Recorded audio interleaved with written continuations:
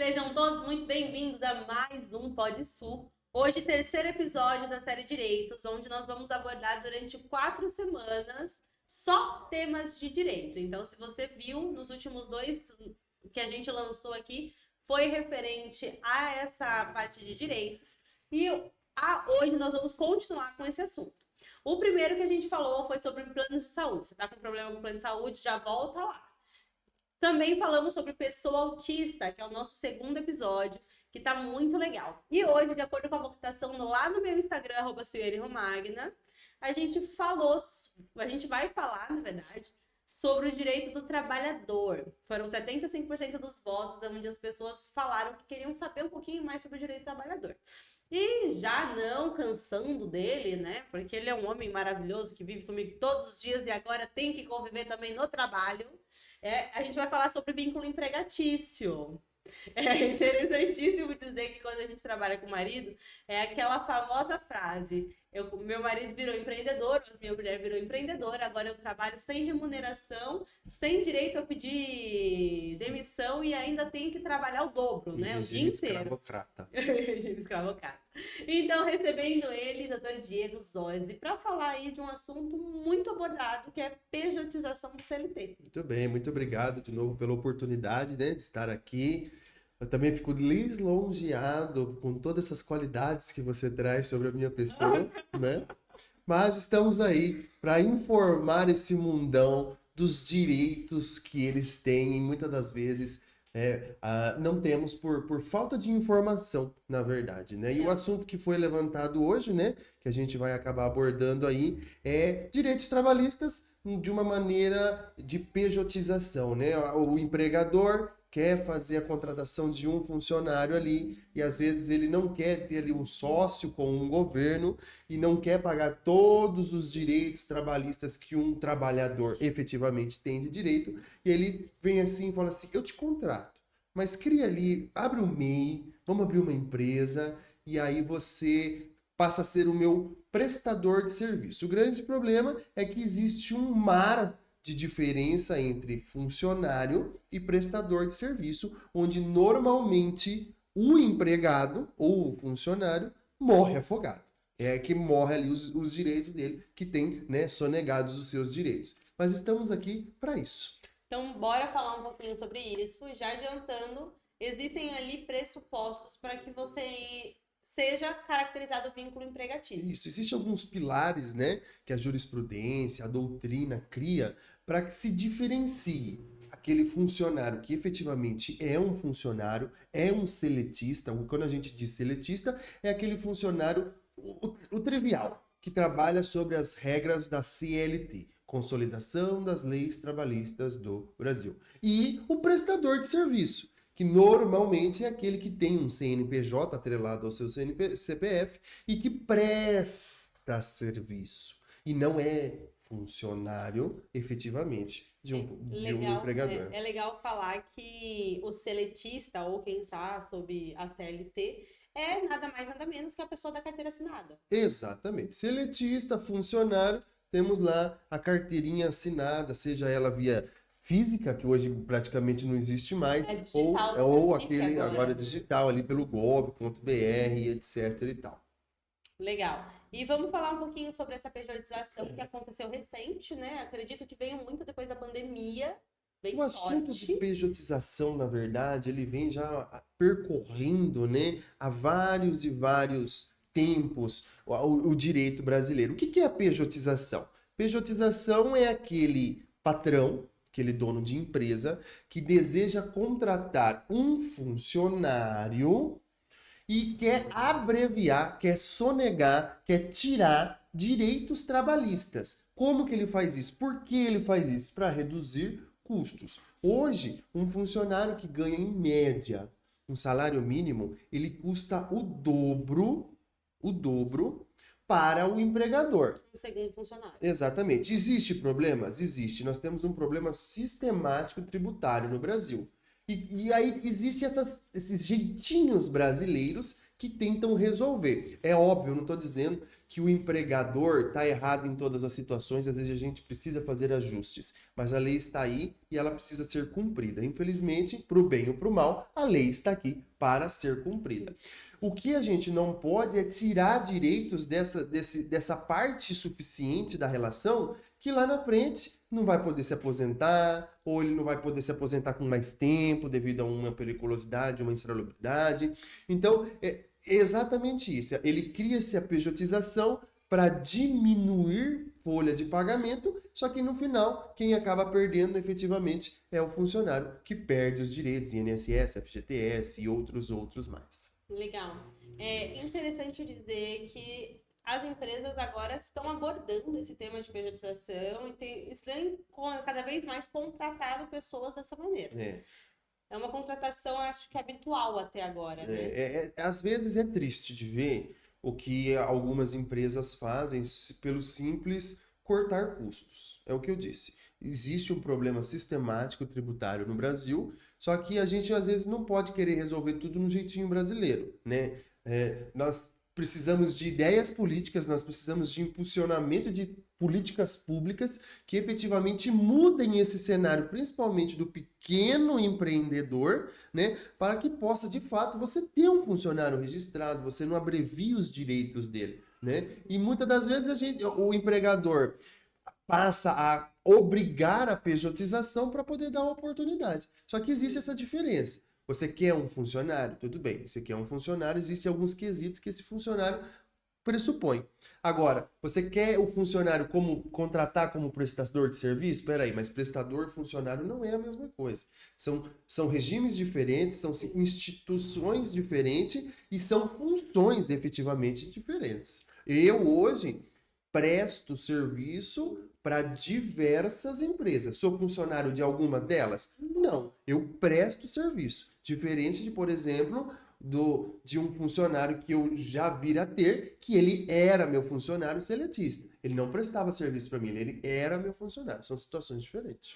É interessante falar que nessa questão da pejotização, existem muitas pessoas que acabam abrindo, sei lá, um meio de manicure para trabalhar numa empresa de finanças. Pode acontecer. E aí pode até decorrer outros problemas fiscais, né? Que talvez não seja nem tanto o viés desta conversa. Mas é comum, por exemplo. Uma de contabilidade que a gente já conversou recentemente. É comum, por exemplo, você se deparar, por exemplo, nessas lojas de bazar, por exemplo, de cidades aí, de bairros, a pessoa vem e fala assim, viu, abre lá um MEI de vendedora ambulante, você é minha vendedora aqui. E aí a pessoa, na falta de possibilidade, tá precisando do emprego, ela vai lá e abre o MEI, né?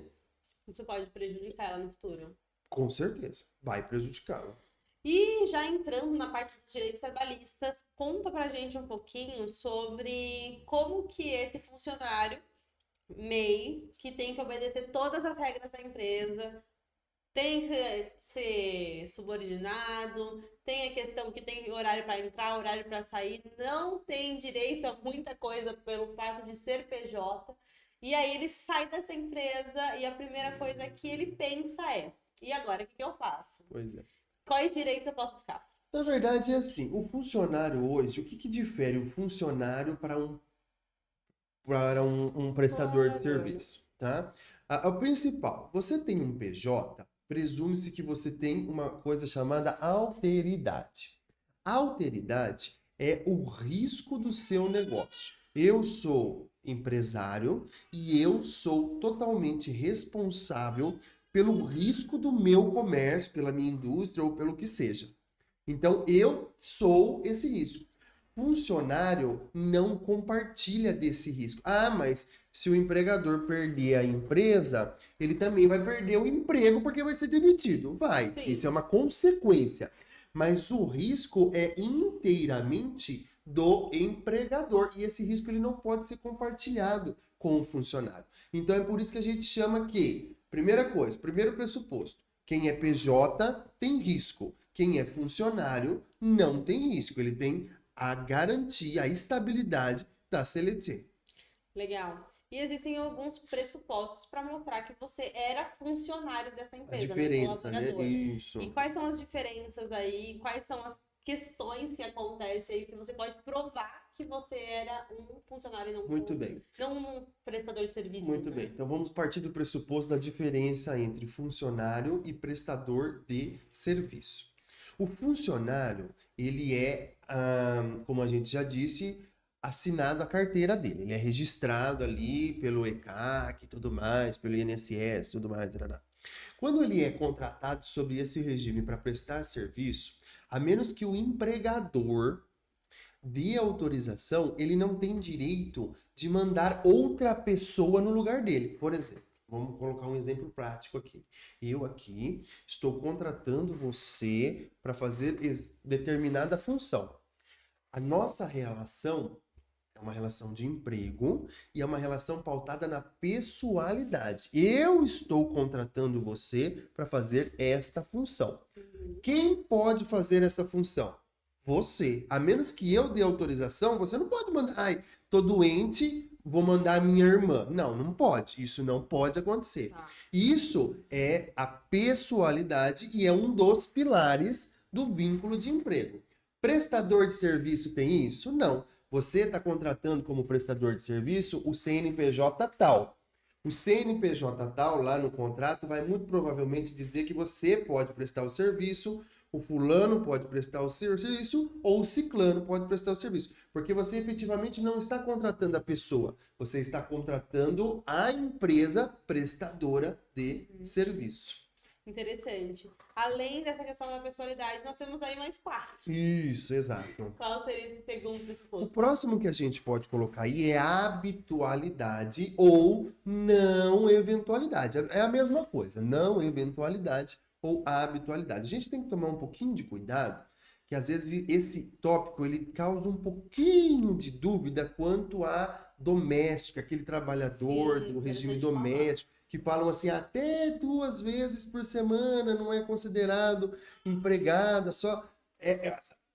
O cenário é diferente, tá? Então vamos tomar cuidado com a seguinte maneira. A não eventualidade aqui é diferente para a não eventualidade para o prestador de serviço doméstico, a empregada doméstica. Empregada doméstica nós temos que aquele serviço prestado até 2 vezes por semana não enquadra vínculo. Ponto. É uma exceção daquela lei. Acabou. Grave bem isso. Prestador de serviço doméstico tem essa abertura de prestar serviço dentro da sua casa até 2 vezes por semana, não vai ser considerado como empregado. Todos os outros vão.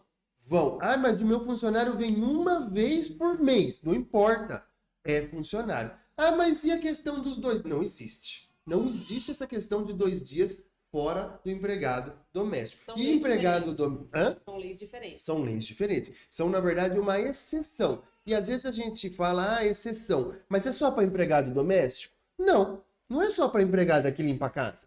Pode ser para passadeira, para lavadeira, para cozinheira, para o piloto, para o motorista, para o jardineiro. Todas essas opções dentro do ambiente Familiar. residencial. Tá? Então, vamos voltando à conversa aqui. Funcionário normal, que não seja desse âmbito domiciliar, trabalhou 1 vez por mês. É habitual? Tem essa habitualidade? Ah, ele vem apenas 1 vez por mês. Só no dia 20. Só no dia 20 para fazer a escrituração do meu escritório. Ali, fazer as contas ali para poder mandar para contabilidade.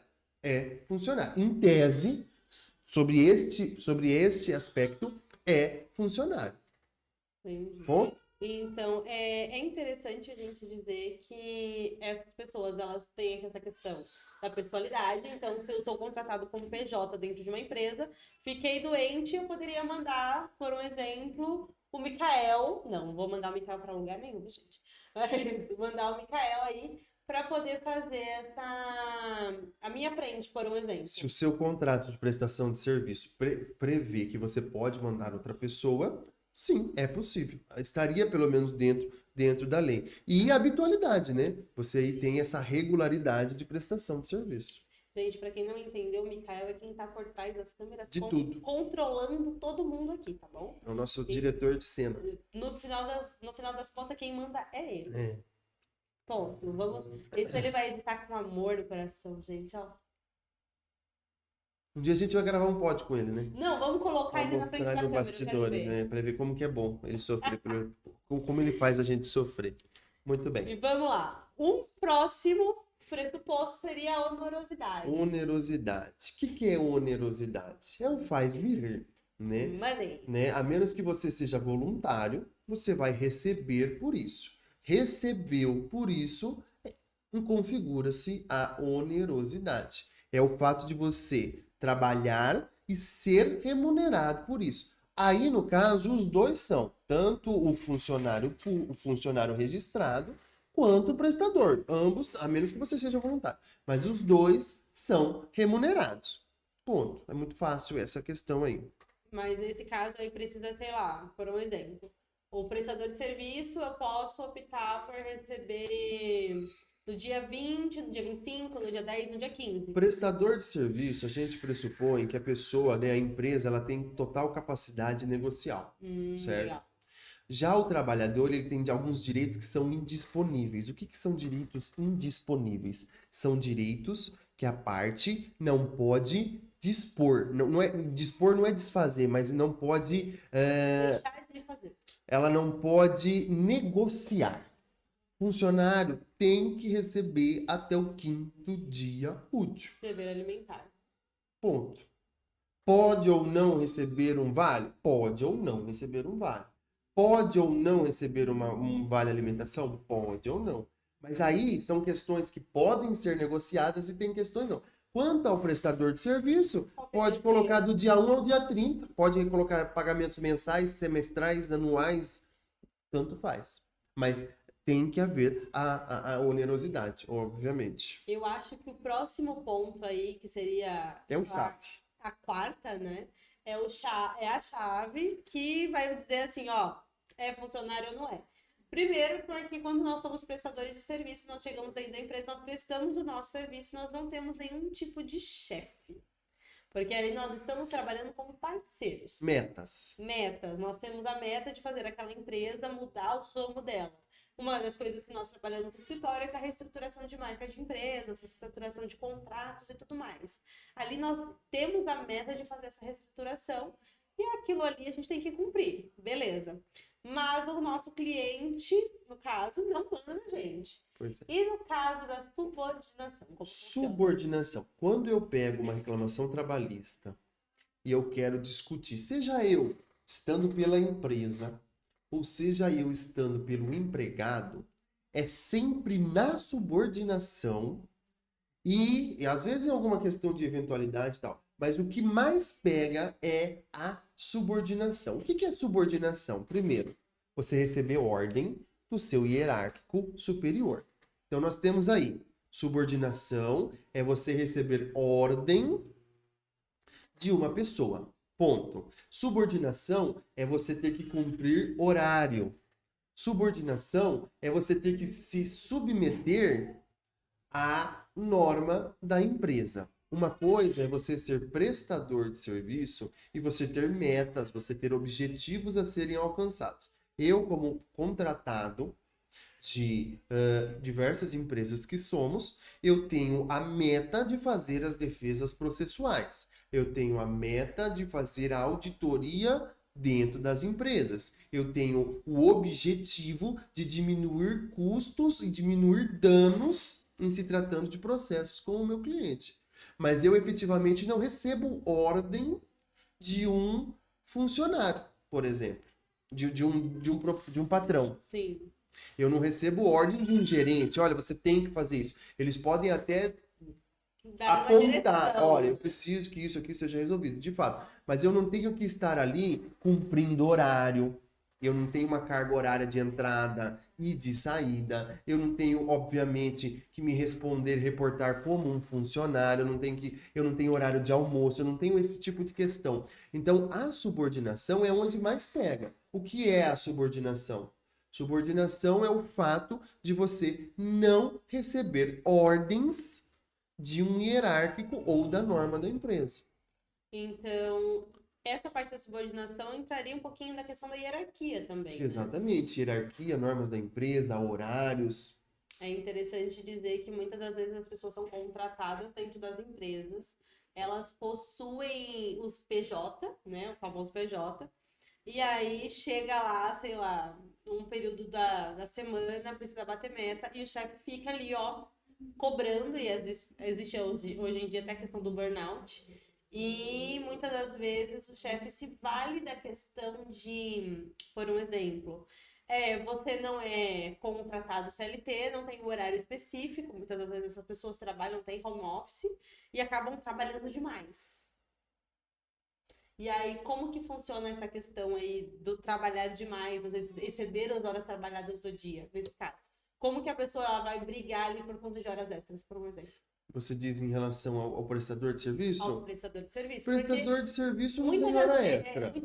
muitas das vezes o prestador de serviço é funcionário. Não, prestador de serviço, ali no contrato, você vai estabelecer uma carga horária que você vai prestar o serviço, certo? Sim. Ah, eu presto o serviço 20 horas mensais ou semanais, aproximadamente, etc e tal. Mas ali, nessa questão de prestação de serviço, eu, pelo menos nos meus contratos, eu viso muito mais a conclusão de objetivos, né? Às vezes a gente nem gasta os horários que a gente coloca em contrato. E prestador de serviço não tem hora extra. Mas que você tenha que se desdobrar. Não é raro, às vezes, a gente fazer defesas que o que normalmente a gente levaria aí 1, 2 dias para fazer uma defesa. Uma semana. Eu levo uma semana e não é por isso que eu vou onerar o meu cliente, porque eu estou sendo contratado para isso. E quando a pessoa contrata o prestador de serviço com a base do eu vou te contratar assim para ficar mais barato, e a pessoa é um funcionário, ela tem direito à hora extra, porque daí tem as Exatamente. coordenação. Funcionário, você contratou funcionário, a primeira coisa que você sabe, você é funcionário. Ó, eu tô tendo que cumprir horário? Eu tenho hora para entrar? Tenho. Eu tenho hora para sair? Nem sempre. Muitos funcionários hoje em dia no Brasil têm hora para entrar, mas não tem hora para sair. Ah, mas eu recebo hora extra. Tudo bem, mas você tem hora para entrar, você tem hora do descanso determinada ali do almoço e você não tem hora para sair, ou até tem hora para sair, digamos assim. Ponto 1. Tô cumprindo horário? Tô. Tô recebendo ordem direta? Tô. Só eu posso prestar a minha função? Sim. Posso mandar minha tia no meu lugar? Não. Tenho possibilidade. Estou recebendo salário sobre isso? Estou. Eu sou um funcionário. Não sou prestador de serviço. Posso até ter um CNPJ lindo, maravilhoso. Mas sou um funcionário. Legal. E o quinto pressuposto seria a alteridade. Que nós falamos no começo. Que é a questão do risco. Exatamente. É interessante dizer essa questão do risco que o funcionário, querendo ou não corre, né? Exatamente. Funcionário, ele tem a garantia da seletista, tá? Ele é seletista. Então, ele foi demitido? Ele foi demitido. Ele vai ter o FGTS dele, ele vai ter a multa dos 40%, ele vai ter o 13º, ele vai ter o INSS, ele vai ter tudo isso. Legal. E quando a gente fala sobre essa questão do funcionário ser PJ, como que a pessoa pode se posicionar aí para garantir os direitos dela quando o patrão quer passar a perna aí no governo? Acho que essa é a palavra certa. Vamos reformular a pergunta. Faz a pergunta de novo para mim. Quando o patrão quer passar a perna no governo, ao invés de ele te contratar como funcionário, ele vai lá e te contrata como PJ. Como que você garante seus direitos? Na verdade, o governo aí, ele não é nem tanto a questão do governo neste caso, tá? O que mais pega aí, na verdade, é os direitos do empregado. Por quê? A partir do momento que você é contratado por PJ, você, em tese, deixou de recolher o INSS como funcionário. Se você é MEI, você só vai poder se aposentar com o regime de tempo. Então, 65 anos homem, 62 mulher, e isso ressalvadas as questões ali de regra de transição que nós temos até 2028. Então, primeiro ponto é esse. Você sendo registrado até 2019, você poderia aposentar, e não era raro, 47, 48, 49, 50 anos está aposentado. Né? Tempo de serviço, pelo fato de tempo de serviço, insalubridade, etc e tal, diminuir o tempo de serviço, tá? Você sendo PJ, acabou isso, 65. MEI não aposenta antes de 65, a menos que você contribua suplementarmente. Então não é só uma questão de tenho problemas só, sei lá, de recolher FGTS e tudo mais, que você perde o direito quando você se torna PJ, se você aceita ser um PJ. Mas também tem a questão de que você pode demorar um pouquinho mais para aposentar. Já não tá fácil para se aposentar no Brasil. Exato. E tem outros pontos. Por exemplo, você sendo PJ, você não vai receber FGTS, Fundo de Garantia do Trabalhador. Você não vai receber. Os 8% que o empregador é obrigado a depositar, você sendo PJ, Não consigo. esquece. Você não recebeu os 8% todo mês, quando você for demitido, esquece multa de 40% ou de 20% se for feito um acordo. Ponto também. Outro problema que você perde, outro benefício, na verdade, que você perde. Legal. Legal não, né? Triste nesse caso. Acredito que a gente falou tudo que tinha para falar a respeito da pejotização, de tudo mais. Eu acredito que vai render um próximo episódio onde a gente vai falar sobre o direito do empregado seletista. Eu acho que é muito interessante a gente falar sobre isso também. Tenho certeza que tem muita gente querendo saber. E eu vou colocar um desafio. Eu vou colocar aqui para vocês, na verdade, eu vou colocar lá nos meus stories as perguntas, caixinhas de pergunta. E vocês vão fazer perguntas para o Dr. Diego referente aos direitos do trabalhador. Quais são as principais dúvidas? Quais são as principais dúvidas que você tem dentro da empresa onde você trabalha? Ou você como empregado dentro da empresa? Sendo PJista ou funcionário seletista, nossa, até rimou. Me manda lá a sua dúvida. Eu acho que o próximo episódio a gente pode responder só essas perguntas. O que você acha? Me parece que sim. Parece que tem uma pergunta, é isso? Deixa eu dar uma olhada aqui se tem uma pergunta já. Eu acho que eu mandei as perguntas pra você. Ah, legal. Tem pergunta sim. Vamos lá. O Vando, ele perguntou assim, ó. Uma parte do meu salário vai para um sindicato. Isso é obrigatório? Pois é. Como que a gente vai dizer se é obrigatório ou não? Isso é uma questão muito delicada e foi aberto que cada convenção pode estipular. É difícil de eu dizer se de fato está certo ou não. Nós teríamos que avaliar cada convenção e só assim poderíamos dizer se de fato se está correto ou não. É bem complicado de dizer. É um depende, bem depende mesmo. Bem, depende. No direito tudo é depende, né? Eu ia falar E isso. isso daí não é ao contrário. Tá. Vamos lá. O Mikael, Hum, tenho até medo dessa pergunta. Perguntou a seguinte coisa. Como faço para ter um contrato de trabalho revisado pelo senhor, doutor? Acredito que tenho muitas cláusulas abusivas. Ele colocou embaixo, trabalho em um podcast, por sinal. em se tratando do Mikael, tem coisas que a gente só pode aceitar. Então, ponto, acabou. É isso. Gente, a gente não obriga ele a nada, viu? Trabalha uma vez por semana, gente. E olha lá. Aqui. Mas vamos lá. No caso dele, a pergunta seria como faz para ter um contrato de trabalho revisado? É interessante contratar um advogado. Pois é, mas assim, a gente tem que tomar muito cuidado com essa questão de contrato de trabalho revisado. Empresa nenhuma vai gostar de ter, né, ali chegar e falar assim, olha, eu levei o contrato de trabalho que você que fez eu assinar aqui para mim poder trabalhar e o meu advogado falou que tem um monte de coisa errada. A empresa vai olhar para tua cara e vai falar assim, Tchau! tchau, filho. A serventia da casa. É a porta, é a serventia da casa. Exatamente. Ou você pede demissão, se irritar muito, a gente manda demissão. Contrato de trabalho trabalhista, ali nesse contrato de trabalho, efetivamente, ele é muito complicado. Normalmente é o que a gente fala que não tem muito o que dizer, né? Óbvio, você foi contratado, existem abusos e etc e tal. Por mais que você esteja na empresa, você vai continuar. Porém, o dia que você sair, a realidade é outra. Leva esse vínculo, conta todo esse vínculo para um bom advogado especialista que somos, e esse advogado, de fato, vai falar assim, olha, tem muitas atrocidades aqui, vamos fazer uma RT, uma reclamação trabalhista, e vamos discutir tudo possível. E aí é onde o filho chora e a mãe não vê.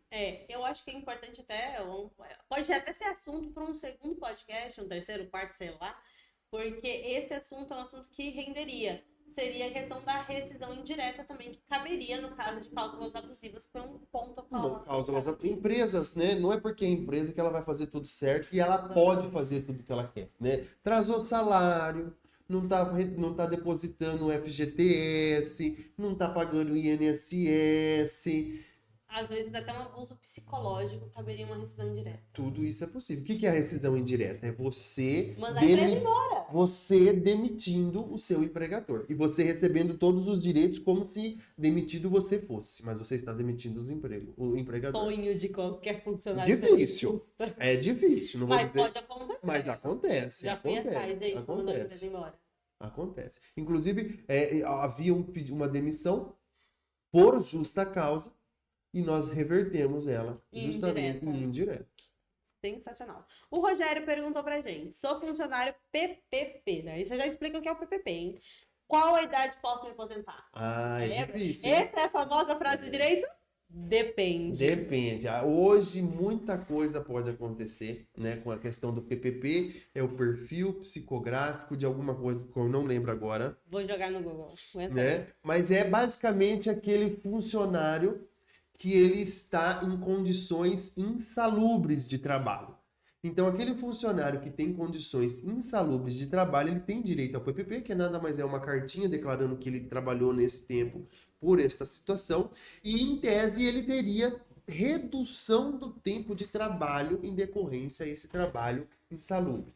Normalmente, aqui no Brasil, trabalho insalubre é calor, ele é pó, ele é vibração, ele é com barulho, né? Acústica, ali tem um nome para isso, é difícil vocês ficarem fazendo perguntas para mim do que não está escrito, né? Porque a gente tem que lembrar desses termos, né? Mas tem os decibéis, né? isso, por exemplo, um trabalho insalubre, padeiro. Sabia que padeiro é trabalho insalubre? Não sabia. Pois é, ele fica assando um pão.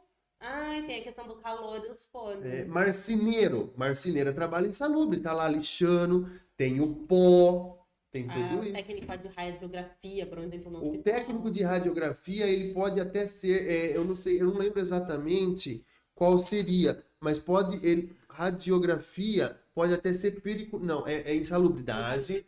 Periculosidade é tudo que sofre risco de vida. Eletricidade, altura é perigoso. Explosivo é perigoso, então é periculosidade.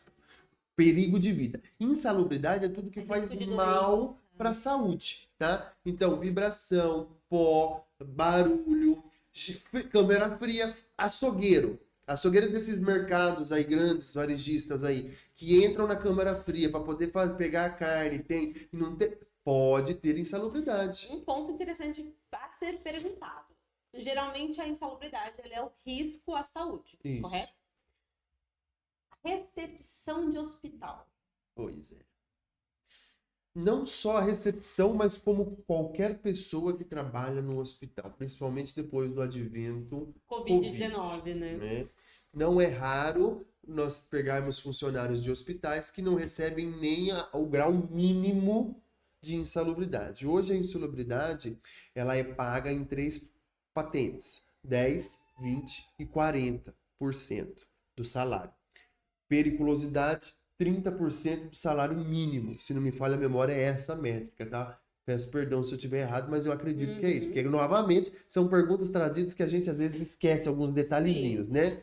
Então, funcionário de hospital que tem acesso ali à UTI, né? Que tem acesso aos pacientes, né? Faxineira do hospital, né, que mexe ali com lixo, ou até mesmo faxineira de empresa, não precisa nem ser hospital, faxineira ali de uma empresa de ônibus, de uma transportadora, tem alta circulação de pessoas dentro da empresa, esse faxineiro, ele vai até o banheiro, faz a higienização, a lavação do banheiro, mexe com resíduos, mexe com o lixo, lava a lixeira, sabe aquelas lixeiras que tem lá fora da empresa? Né, que deposita todo o lixo para coleta. Tudo isso gera insalubridade. Né? Eu só acho que rende um podcast inteiro. Pois disso, insalubridade é um mundo disso. E aí a idade para se aposentar é um grande e sonoro depende. Né? Porque diminui. De fato, diminui o tempo de serviço. E tem que ter o PPP, que tem é aquele papelzinho lá. O PPP é a declaração que você...